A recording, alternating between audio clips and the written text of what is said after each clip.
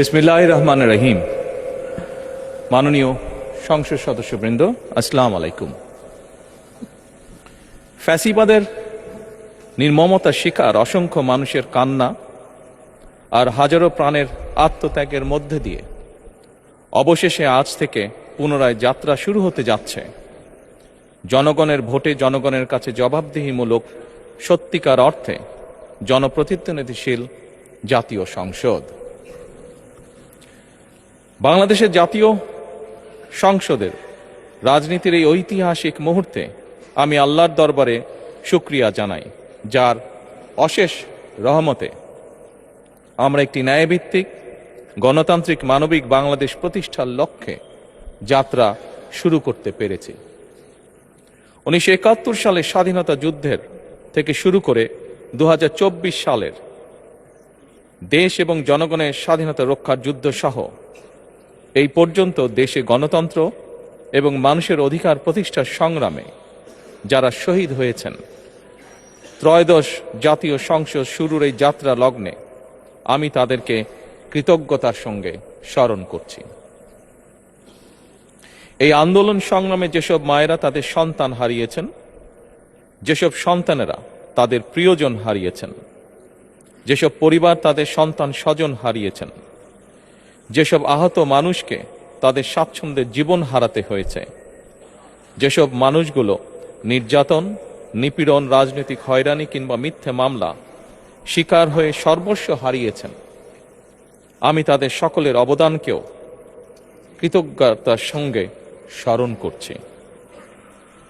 দেশের ছাত্র জনতা, কৃষক, শ্রমিক, শিক্ষক, কবি, সাহিত্যিক, সাংবাদিক, চিকিৎসক, প্রকৌশলী, আইনজীবী, কামার কুমার, জেলে তাঁতি, গাড়ি চালক, ব্যবসায়ী এবং সরকারি বেসরকারি চাকরিজীবী, গৃহিণী, সারা দেশে গণতান্ত্রিক রাজনৈতিক দলের নেতা কর্মী সমর্থক তথা সর্বস্তরের সকল শ্রেণী পেশার মানুষ যাদেরকে গুম, খুন, হত্যা, নির্যাতন, নিপীড়ন, মিথ্যা হামলা মামলা কিংবা জীবন্ত মানুষের কবরস্থান তুল্য বর্বর বন্দিশালা, আয়নাঘর, কোনো কিছু দিয়েই যাদের গণতান্ত্রিক আকাঙ্ক্ষাকে রুখে দেওয়া যায়নি,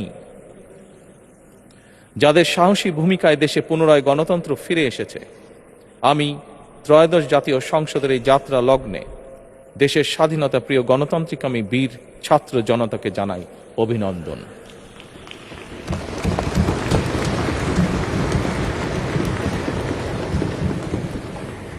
সম্মানিত সংসদ সদস্যবৃন্দ, দেশনেত্রী মরহুমা বেগম খালেদা জিয়া জনগণের অধিকার প্রতিষ্ঠায় দেশে সংসদীয় গণতন্ত্র প্রতিষ্ঠা করেছিলেন, সংসদীয় গণতন্ত্রকে প্রাতিষ্ঠানিক রূপ দিয়েছিলেন। সেই গণতন্ত্রকে প্রহসনের রূপ দিয়ে জাতীয় সংসদকে হাস্যরসের খোরাকে পরিণত করা হয়েছিল। দেশে তাবিদারি শাসন শোষণ কায়েম করা হয়েছিল। দেশে সংসদীয় গণতন্ত্র এবং জনগণের অধিকার পুনঃপ্রতিষ্ঠা করার জন্য দেশনেত্রী বেগম খালেদা জিয়া জীবনের শেষ দিন পর্যন্ত লড়াই করেছেন। জীবনে কখনোই স্বৈরাচার কিংবা ফ্যাসিবাদের সঙ্গে আপোষ করেননি। দেশে আজ থেকে আবারও সেই কাঙ্ক্ষিত সংসদীয় গণতন্ত্রের যাত্রা শুরু হলো, আলহামদুলিল্লাহ।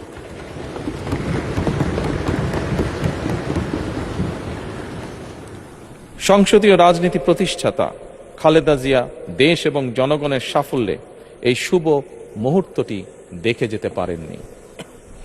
আজ তাই এই জাতীয় সংসদে দাঁড়িয়ে আমরা দেশ এবং জনগণের স্বার্থে আপসীর নেতৃত্ব, ব্যক্তিত্ব, স্মরণীয়, বরণীয়, অনুকরণীয় রাজনীতিবিদ মরহুমা খালেদা জিয়াকে গভীর শ্রদ্ধার সঙ্গে স্মরণ করছি।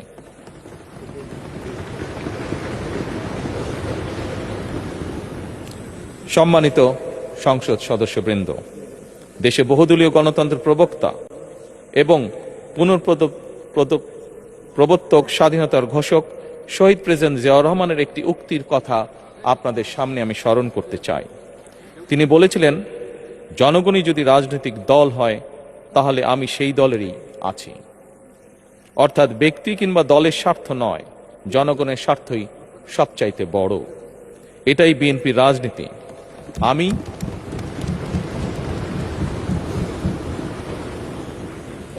আমি প্রথমবারের মতন বাংলাদেশ জাতীয়তাবাদী দল বিএনপি থেকে জাতীয় সংসদ সদস্য নির্বাচিত হয়েছে।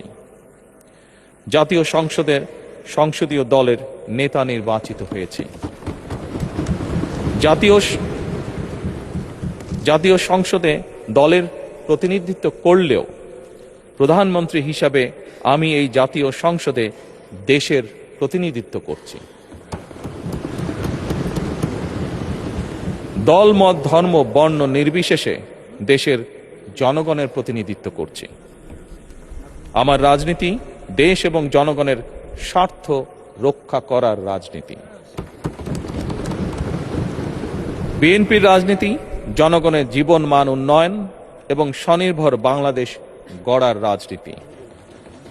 প্রতিটি পরিবারকে স্বনির্ভর করাই আমাদের রাজনীতির লক্ষ্য। প্রতিটি পরিবারকে স্বনির্ভর করার মাধ্যমেই বিএনপি একটি স্বনির্ভর, সমৃদ্ধ, নিরাপদ, গণতান্ত্রিক বাংলাদেশ প্রতিষ্ঠা করতে চায়। এই লক্ষ্য অর্জনে আমি জনগণের সমর্থন এবং সহযোগিতা চাইছি। এই মহান জাতীয় সংসদে সকল দলের নির্বাচিত প্রতিজন সংসদ সদস্যের সমর্থন এবং সহযোগিতা আশা করছি।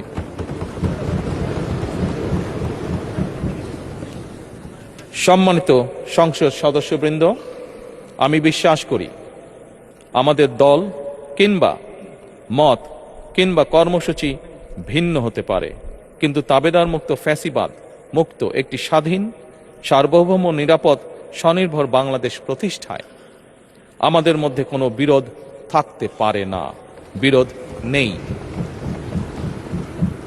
জাতীয় সংসদকে জাতীয় কর্মকাণ্ডের কেন্দ্রবিন্দু না করে বিতাড়িত ফ্যাসিস্ট সরকার জাতীয় সংসদকে অকার্যকর করে ফেলেছিল। আমরা এই মহান জাতীয় সংসদকে সকল যুক্তি, তর্ক আর জাতীয় সমস্যা সমাধানের কেন্দ্রবিন্দুতে পরিণত করতে চাই। সম্মানিত সদস্যবৃন্দ, নতুন সংসদ যাত্রা শুরু করার সময় সংসদের সাবেক স্পিকার কিংবা ডেপুটি স্পিকার উপস্থিত থাকার কথা ছিল, কিন্তু পতিত, পরাজিত, বিতাড়িত ফ্যাসিস্ট সরকারের জনবিরোধী এবং গণবিরোধী কর্মকাণ্ডের ফলে যে জনরোষ তৈরি হয়েছিল তাতে এই মহান সংসদের সাবেক স্পিকার বা ডেপুটি স্পিকারকে খুঁজে পাওয়া যায়নি। তাদের কেউ কারাগারে, কেউ নিখোঁজ কিংবা কেউ পলাতক। দীর্ঘ ১.৫ দশকের ফ্যাসিবাদী এবং তাবেদারি শাসন শোষণের পর জনগণের ভোটে নির্বাচিত প্রতিনিধিদের নিয়ে আজ আমাদের এক বিশেষ পরিস্থিতিতে জাতীয় সংসদের কার্যক্রম শুরু হতে যাচ্ছে। এমন পরিস্থিতিতে আমরা সংবিধান এবং সংসদের কার্যপ্রণালী বিধির বিধান অনুসরণ পূর্বক ত্রয়োদশ জাতীয় সংসদে সভাপতিত্ব করার জন্য আজ আমি প্রবীণ রাজনীতিবিদ এবং 5 বারের মতন নির্বাচিত জাতীয় সংসদ সদস্য জনাব ডক্টর খন্দকার মোশাররফ হোসেনের নাম প্রস্তাব করছি।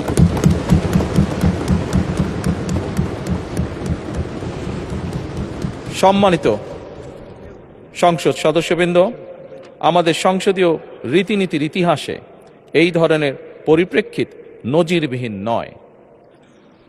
1973 সালে তৎকালীন প্রধানমন্ত্রী মরহুম শেখ মুজিবুর রহমান ওই সংসদের সদস্য মাওলানা আব্দুর রশিদ তর্কবাধীশের নাম প্রস্তাব করেছিলেন এবং তার সভাপতিত্বে বাংলাদেশের প্রথম সংসদের প্রথম অধিবেশন শুরু হয়েছিল। আমি জাতীয় সংসদের সকল সম্মানিত সদস্যকে স্বাগত এবং ধন্যবাদ জানাই। আল্লাহ হাফেজ। বাংলাদেশ জিন্দাবাদ।